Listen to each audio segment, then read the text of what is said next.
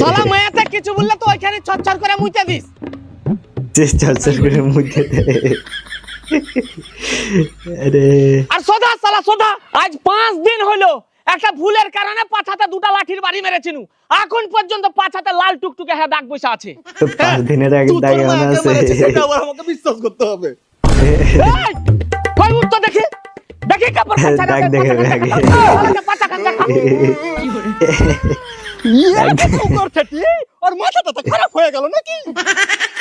মাথা আজ খারাপ তো হয়ে শালা গেছে। ঝামেলা ভালো করি হবে। তাতে যদি এরা একটা আবার মার্ডার কি হয়ে যায় করতেছে? তো হোক। তুই ভাই শুধু একটু নিজেকে কন্ট্রোলে রাখিস তাহলেই হবে। আমি তো কন্ট্রোলই থাকবো, তুই কন্ট্রোল থাকিস তাহলেই হলো। কারণ তোর রাগটা একটু বেশি। সেদিন তো একটা লোককে তোর রাগ মারতে বেশি, মারতে বাইরে ফেলে দিছিলি। তুই যত আজও না হয় একটা মার্ডার হয়ে যাবে, আমি আজকে কেন না ওকে হয় পাছা একটা দেখাতে murder যাবো? হয়ে যাবে। আমার ইজ্জতের দাম নাই। আমি ওর মায়ের মতন লোককে পাছা দেখতে বেড়াই নাকি? মাতারি কে পাছা দেখতে বেড়াইটি? উল্টা পাল্টা কথা বলার লেগে মাগির মুখকে ভেঙে দিব। এই শালি শালি এই কাম করে না রে।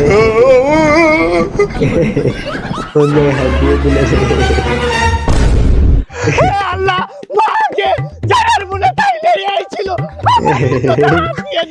আজি তুমি এখনো দাঁড়িয়ে দাঁড়িয়ে দেখো। এখনো দাঁড়িয়ে আছিস?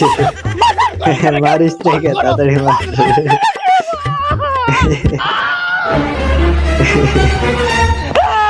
আয় রেডি হয়ে গেছে। তুমুল যুদ্ধ হবে।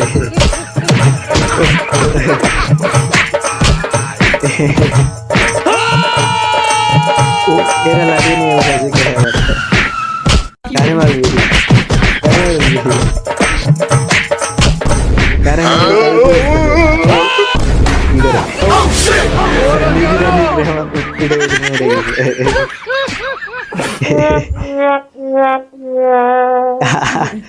মাথায় বাড়ি দিল। ভাই তোকে বলেছিনু যে রাগটা একটু কন্ট্রোল করে থাকবি। সেই লাগে ছোট ভাই হইয়া বড় ভাইকে মারবে আর আমি সেটা দাঁড়িয়ে দাঁড়িয়ে চুপচাপ দেখবো? চুপচাপ তারি চা খাবি? চল চল চা খেয়ে আসি।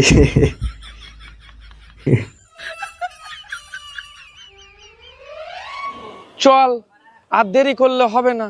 ওদিকে আবার বিচার বসেছে। চল ভাই, যাই এবার দেখি বিচার বসেছে। আবার কি হইল। চল চল।